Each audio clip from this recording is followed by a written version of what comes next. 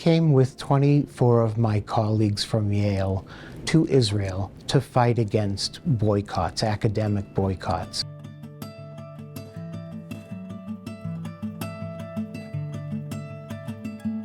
It felt very important to come and be connected and support the country and everyone who is affected by this tragedy and its aftermath, no matter where they live. I was compelled to come. To see and experience one small part of the pain. But in particular, to come here and see for myself what's going on. It just felt like the right thing to do.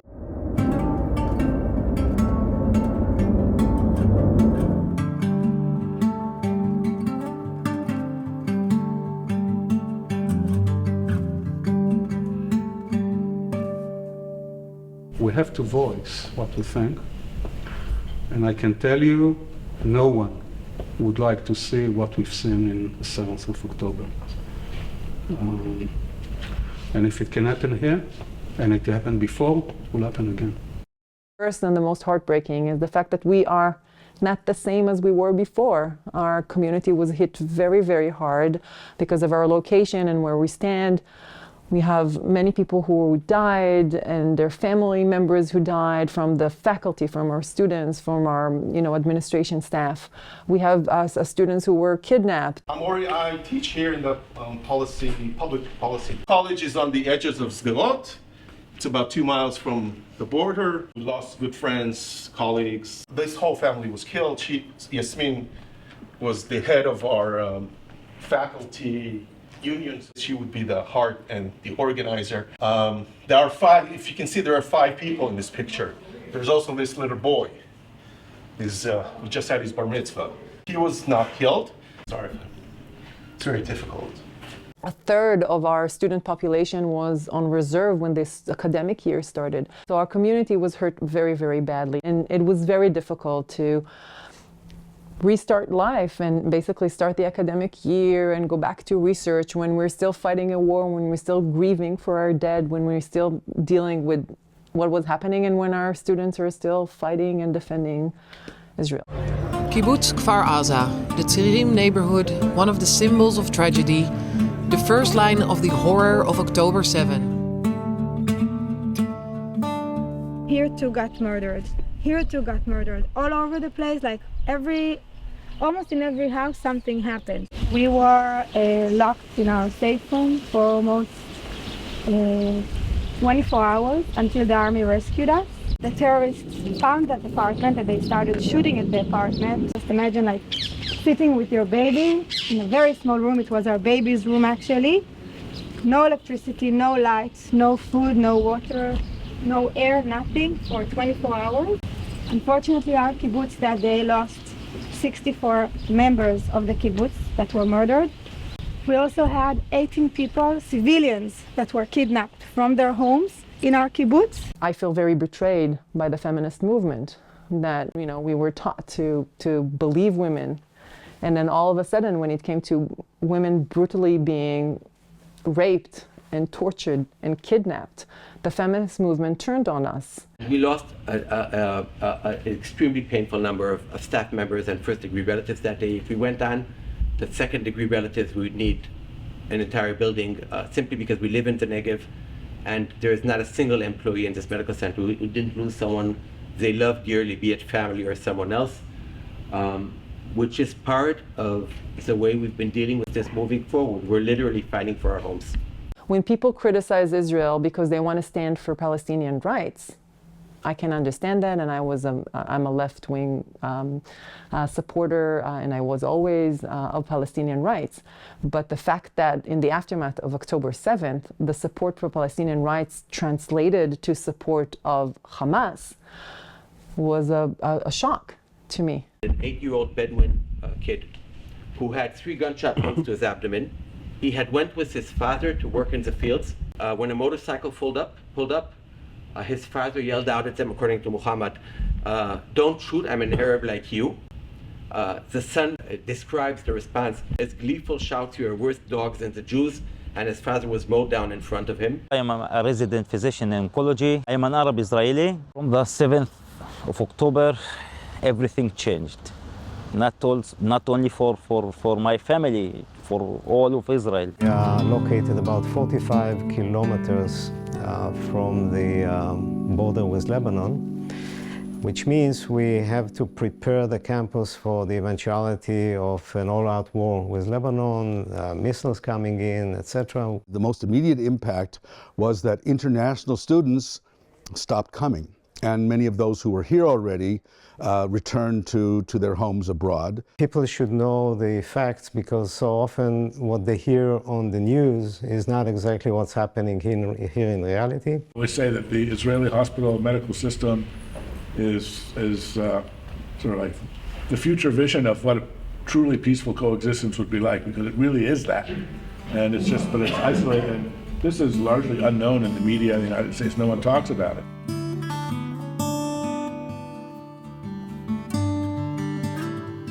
Israeli hospitals are not only an example of, you can say, coexistence, and it's not affirmative action for Arabs. It is simply based on, again, quality. We are the same. I didn't feel anything that showed me or told me that I am a second class here. I don't think that it's true. We should do everything to stay together, because we all live here together. We don't have a second, third, or fourth class here. And here we're working together. Like, I vote for Arabic Party because I believe in like Jewish and Arab have to work together. I have an Arab friend. I talk Arabic, she talk Hebrew. We working together. In the hospital, I think it's a core of hope for this country, because our aim is to save life. It's what we all work for. And when you live together, you're becoming one family, and you can understand each other's pain and each other's hope and dreams.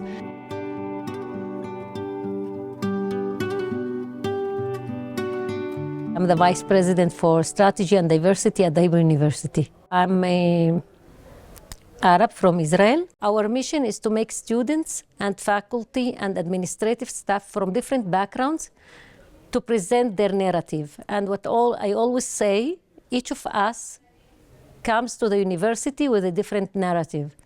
And I see our success by letting people listen at least and know that there is a different narrative than the one that we grow up on it. My name is Elmog. I am a fourth-year law student here in Hebrew U. I was drafted for military service back to my unit. One of my best friends here, Tala, who during my entire service kept calling me and asking me how I was doing and to stay safe. I'm a bachelor degree student for sociology and anthropology, and I also double majoring in education. It's very important for me and for my family. I am a first generation student in my family, and I also belong to the Arab community here in the Hebrew University.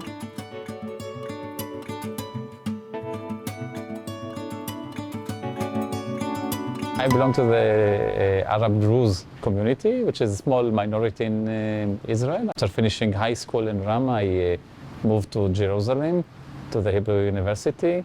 There I finished my medical doctor degree, went to my army service as an officer doctor in the army, in the IDF. I never felt like a second-class citizen here in Israel. As I said before, I feel in Israel as my home. I was born here, my parents were born here, and also my grandparents. I feel totally first class.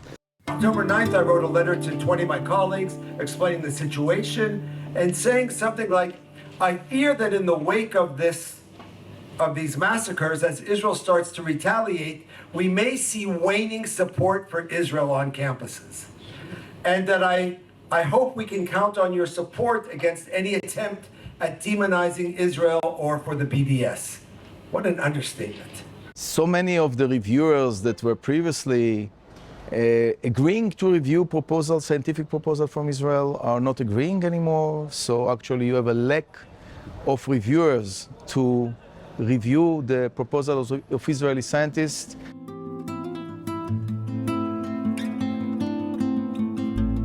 People are unwilling to write letters of recommendation for our faculty members. We got a letter from Professor of Biology at Penn. He said, I really appreciate the work of Dr. So-and-so. I've interacted with this. I think it's groundbreaking. But because of the genocidal activities of your government, I refuse to write a letter of recommendation. And we're seeing this more and more. Have boycotts like this happened before? And sadly, the closest similarity that I can point to in history is during the Nazi period, when the Nazis, all the professions, seized on their opportunity to push out and disappear and exclude Jews. The motivation was that those people most actively supporting these boycotts were looking to seize the positions of more accomplished Jewish scientists. Nobel Prize mathematician Albert Einstein visited California on a mission to improve German-American relations. 10 months later, he was in exile, his property seized by Hitler's new regime. Germany's loss, America's gain. So there is an accusation that Israeli universities reflect in some way ideas of apartheid or colonialism. These are what I would call the terrorism of terms. You can bandy them about without understanding them, without understanding their context. And indeed, I think most people who use them really don't understand what they're saying. Colonialism infers a mother state sending out agents to some foreign country to exploit it economically or geopolitically. That's not what's happening here. We have almost 17% Arab students. Third of them are from East Jerusalem. What happened in October 7th, surprisingly, we didn't have almost any event of conflict between students. We have few demonstrations, but they ended at the end of the demonstration. No conflict happened after that between the participants. This is not colonialism. This is a society which is a formal democracy and in which Arabs are represented proportionally in the university and in the university faculty. There's no apartheid here. There is understanding, there is attentiveness, and there's a hope for a future. The essence of science is all about collaboration. From the times of the ancient Greeks, the idea that you brainstorm with your colleagues as an important instrument towards reaching new revelations, finding new scientific findings, has served scientists all over the world. As scientists, we all make a commitment, and essentially we're bound by a contract with the scientific community. When our expertise is needed, we give it. If I'm asked to review papers on my area of expertise, I must give it. It's an obligation that I owe to my whole community. As soon as people start picking and choosing whom to review, whom to accept, for whom to write letters of referee or promotion, the whole scientific edifice collapses. We as academics and as doctors and as scientists need to use this field to bring hearts together and make people closer, as it is the case here in Rambam. Rambam Medical Center is a great platform of a place. It has within it workers from all the parts of the Israeli society, Jews, Arab Christians, Arab Muslims. This is the primary place where young people and young thinkers can get together and converse and discuss and open their minds to the feelings and views of other groups in Israeli society. If there's one element in Israeli society that should be preserved, indeed should be strengthened, it should be the universities. This is where we listen to each other. These are the people who are leading the criticism on bad things that might happen in Israel, negative sides of Israeli government. So doing that actually against the only population that can speak up on the rights of people, I think it's more difficult. I was very happy to hear one of your members pointing out the resilience of the Israeli people. And she was relieved to see that life is back more or less to routine, which is very typical of the sort of DNA of the Israeli people here. We're very moved by solidarity groups that come, delegations that come from academic universities and tell us of all times, now we want to stand by you, we want to show our support, we want to think together how to expand collaboration, and that warms our heart. The best way to counter the anti-Israel and sometimes anti-Semitic movements on U.S. campuses, calling for BDS, not to get into a shouting match with these people. They have their ideas fixed and nothing will change it. But the best way to really counter it is to carry out successful win-win collaborations. There's so much science here, so much innovation. Sustainability studies, desert, water studies, engineering, public health policy.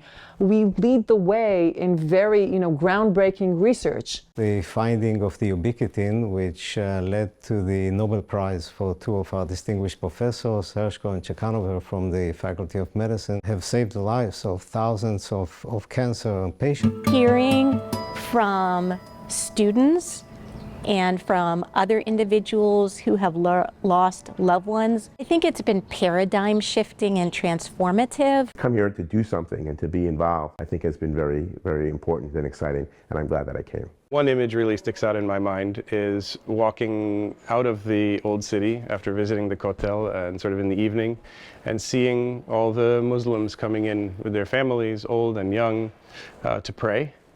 And among them, Jewish people, very obviously Jewish people with all of the accoutrements. And I don't want to make any assumptions about what was going on in the minds of any of these people, but it was harmony. There were no military around. Nobody was looking over their shoulder, neither group. It was as if it was just any other day, and that's an image I'll take with me.